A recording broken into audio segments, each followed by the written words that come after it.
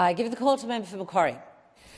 Every Australian deserves to feel safe in our country, and that includes our newest Australians. At the weekend in the Blue Mountains, we welcomed nearly 70 new Australian citizens, including Tibetans. With my Tibetan friends in the gallery, I want to highlight that, unfortunately, foreign interference is real for some communities. For Tibetans, that can mean phone calls to family members in Tibet are monitored, or their community activities here may be under surveillance by foreign actors, which is intimidating and can lead to self-censorship, especially when speaking out about their or their family's experiences of arrest and torture.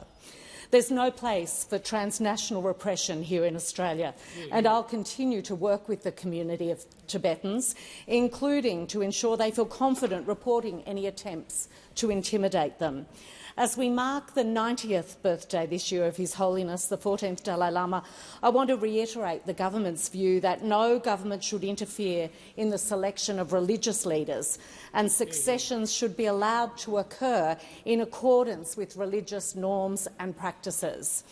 That is the case for the next Dalai Lama, although we know that this one is planning a very long life. The Albanese government has expressed deep concern over the erosion of human rights and freedoms in Tibet and has urged the Chinese government to uphold the fundamental human rights of Tibetan people and to enter into genuine dialogue with the Dalai Lama to achieve long-term peace and freedom for Tibet.